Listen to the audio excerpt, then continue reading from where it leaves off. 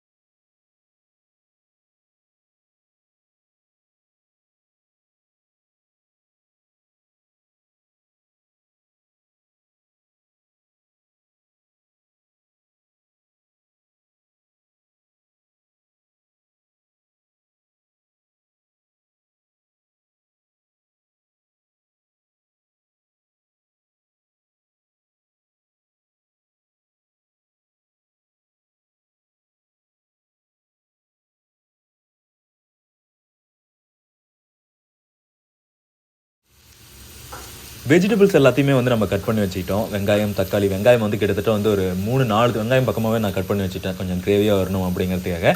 தக்காளி வந்து ஒரு 2 தக்காளி மட்டும்தான். இங்கே மிளகா பார்த்தீங்கன்னா நமக்கு வரமிளகா இருந்ததுன்னா கொஞ்சம் டேஸ்ட் வரும். நான் பச்சை மிளகா மட்டும்தான் இங்கே இருந்தது. பச்சை மிளகா வறுத்திட்டோம்.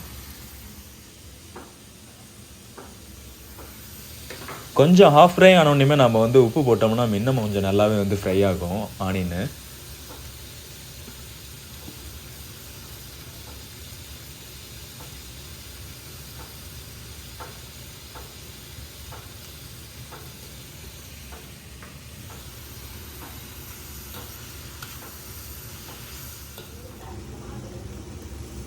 ஆனியன் பார்த்திங்கன்னா அந்த நல்லா ஒரு ப்ரௌனிஷ் கலரில் வந்ததுக்கு அப்புறமேட்டு நம்ம வந்து இஞ்சி பூண்டு வந்து நல்லா பேஸ்ட் பண்ணி போட்டோம்னா நல்லாயிருக்கும். பட் ஆனால் இங்கே வந்து இவங்க வீட்டில் மிக்ஸி இல்லை. ஸோ அதனால் வந்து கொஞ்சம் கையிலேயே வந்து இஞ்சி பூண்டு வந்து நல்லா தட்டி போட்டாச்சு. அதுக்கடுத்தது கொஞ்சம் பச்சை மிளகா, நமக்கு வந்து வரமிளகா இருந்ததுன்னா கொஞ்சம் டேஸ்ட்டாக இருக்கும். இருந்தாலும் வந்து பச்சை மிளகாவே நம்ம போட்டுட்டோம்.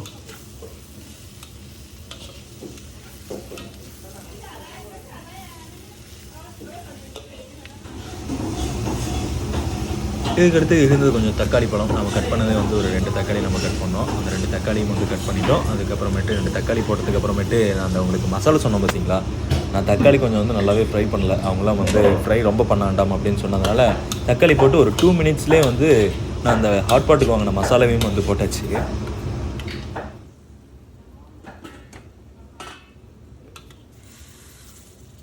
அந்த ஹாட் பாட் மசாலா போட்டோன்னே வந்து கொஞ்சம் நல்லா வந்து அந்த கிரேவி ஃபார்மில் வந்துருச்சு, நல்லா கொஞ்சம் கொல கொலன்னு.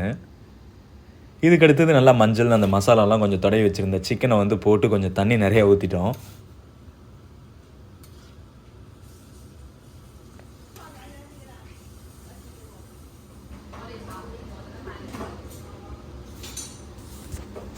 கிட்டத்தட்ட ஒரு 20 மினிட்ஸ் நம்ம வந்து அப்படியே வச்சுட்டோம், மூடி வச்சிட்டோம். அடுப்பை வந்து கொஞ்சம் சன்னமாக வச்சிட்டோம். நல்லா பார்த்தீங்கன்னா தெரியும், அந்த எண்டெல்லாம் பார்த்தீங்கன்னா கொஞ்சமாக ஆயில் ஃபார்மில் வந்திருக்கும். அது சிக்கன்லேயே இருக்க அந்த ஆயில்னு சொல்லுவாங்க.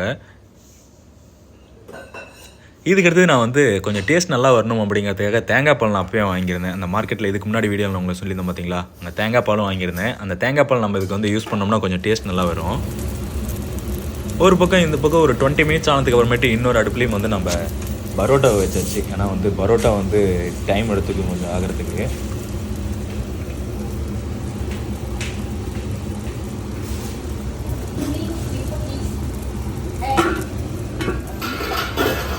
இப்போ அந்த எண்டெல்லாம் பார்த்தீங்கன்னா உங்களுக்கு நல்லாவே தெரியும், நல்லா வந்து அந்த ஆயில் மாதிரி வந்து ஃபுல்லாக வந்து இருக்குது பார்த்தீங்களா, அந்த மாதிரி வந்ததுனாவே வந்து சிக்கன் குழம்பு ரெடி. இதுக்கடுத்து நம்ம தேங்காய் பால் ஊற்றி மறுபடியும் வந்து ஒரு 5 மினிட்ஸ் வந்து நம்ம வேக வச்சுட்டு அதுக்கப்புறமேட்டு கொதி வந்ததுக்கப்புறமேட்டு இறக்கிட்டோம்னா போதும். அதே பக்கத்தில் பார்த்தீங்கன்னா அந்த பக்கம் எனக்கு குவாஞ்சோ சூப் வந்து ரெடி பண்ணி கொடுக்குறேன் அப்படின்னு சொன்னாங்க. So after boiled water need to put this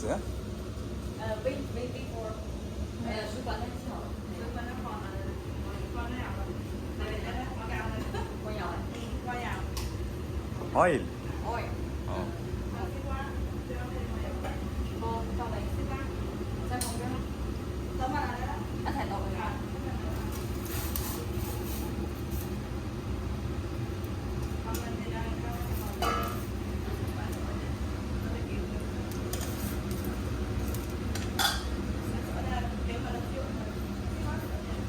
Then later, pork. I think put this also. This also vegetable, right? Good. No need. No need. This is Guangdong soup. Guangdong soup. Yeah, Guangdong soup. Only this one is enough. Oh. Yeah. And this leaf also. The leaf just usually. அந்த சூப்பில் போட்டிருக்க காய் பார்த்தீங்கன்னா அது வந்து வெள்ளரிக்காலாம் இல்லை, அது வந்து பீக்கங்காய். நமக்கு கிரேவி வந்து சூப்பராக ரெடி ஆகிடுச்சு. ஸ்மெல்லும் வந்து சூப்பராக வந்திருக்கு. நான் எதிர்பார்த்ததை விட வந்து ஸ்மெல் வந்து சூப்பராக வந்திருக்கு. அந்த மசாலாவும் வந்து ஓரளவுக்கு டேஸ்ட்டாக தான் இருக்குது. அந்த எண்டெல்லாம் பார்த்தீங்கன்னா நல்லா வந்து இப்போ அந்த ஆயில் ஃபார்ம் வந்துருச்சு.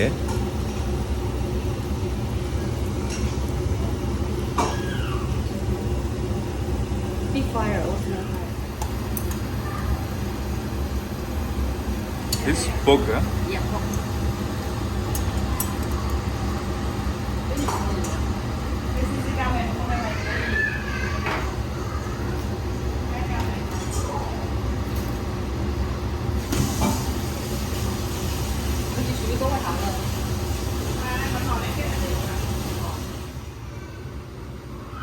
Your soup ready, huh?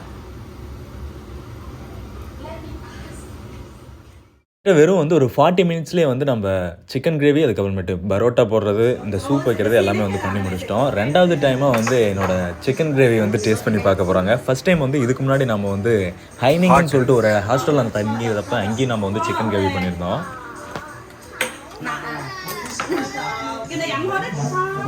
Item பார்த்தீங்கன்னா சாப்பாடு அதுக்கப்புறமேட்டு பரோட்டா சிக்கன் கிரேவி எல்லாமே இருக்குது. House the taste? Good, huh? Good.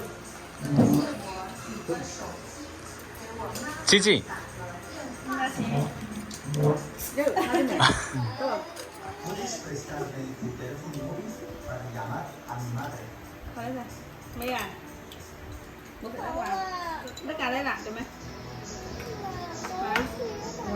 நான் இத்தனைக்கு காரம் கம்மியாக தான் போட்டேன். அப்படி இருந்துமே வந்து ஹெச்சிசிக்கு வந்து சிக்கன் பிடிக்கல, காரம் அதிகமாக இருக்குதுன்னு சொல்லிட்டு அவங்க அம்மாட்ட கொடுத்துட்டாங்க.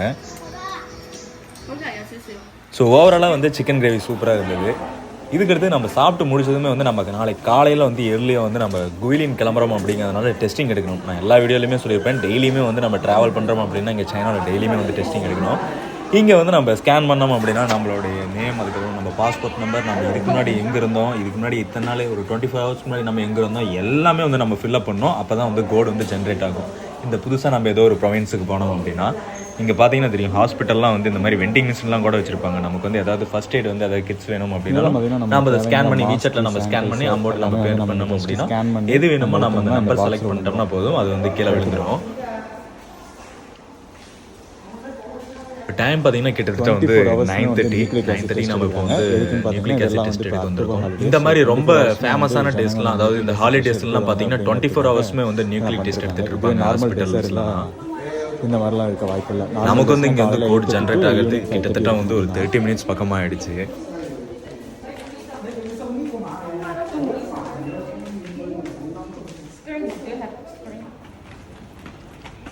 கோட் ஜென்ரேட் பண்ணிட்டு நம்ம வந்து கிட்டத்தட்ட வந்து 7 RMB நம்ம கட்டணும். 7 RMB நம்ம பே பண்ணிட்டோம்னா போதும், நமக்கு வந்து கோட் ஜென்ரேட் ஆகிடும். இந்த கோடில் நமக்கு ஜென்ரேட் ஆனால் மட்டும் தான் அதை வந்து ஸ்கேன் பண்ணி எடுப்பாங்க. அதுக்கப்புறமேட்டு நம்ம காலையில் வந்து ரிசல்ட் வந்து அப்டேட் ஆகும், பாசிட்டிவாக நெகட்டிவாக அப்படின்னு சொல்லிட்டு. இந்த டைமில் கூட பாருங்கள் எவ்வளோ பேர் வந்து நியூக்ளிக் ஆசிட் டெஸ்ட் எடுத்துகிட்டு இருக்காங்க. இவங்க எல்லாமே வந்து நாளைக்கு வந்து ஏதாவது பப்ளிக் பிளேசஸுக்கு போகிறதுனாலும் அந்த கோடு வந்து காமிக்கணும், இல்லை இந்த ப்ரொவின்ஸ் விட்டு வேற ஒரு ப்ரொவின்ஸுக்கு போகிறதா இருந்தாலும் இந்த கோடு வந்து நெகட்டிவ் ரிப்போர்ட் இருந்தால் மட்டும்தான் இவங்களால எங்கே வேணாலும் ட்ராவல் பண்ண முடியும். குழந்தைக்கு கூட இப்போ என் கூட வந்திருக்க சீச்சிக்கு கூட வந்து ஒரு கோடு வந்து அவங்க அம்மாவோட மொபைலில் இருக்கும். அவங்க அம்மா மொபைலில் வந்து 2 கோடு இருக்கும். அந்த 2 கோடையும் காமிச்சு ஸ்கேன் பண்ணணும்.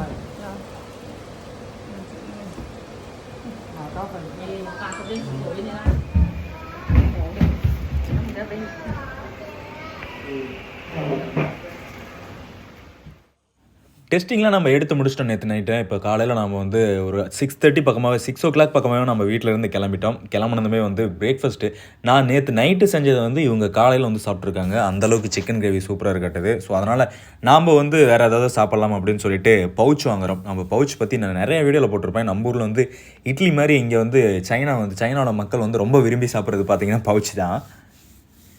அந்த பவுச்சில் வந்து போக், அதுக்கப்புறமேட்டு சிக்கன், மட்டன் எது வேணாலும் வச்சு தருவாங்க.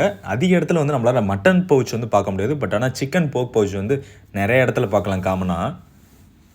சீச்சி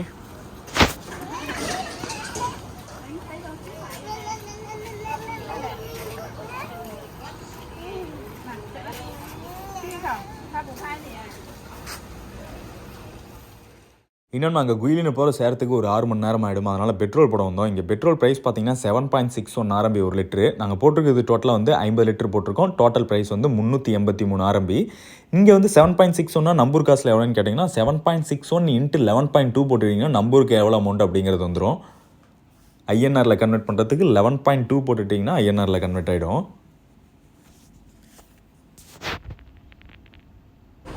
what is the petrol rate? What is the rate? 1 liter how much? How much? 1000 钱 1 liter. Anh Thu. I think they put some reading. 7.61 RMB, yeah?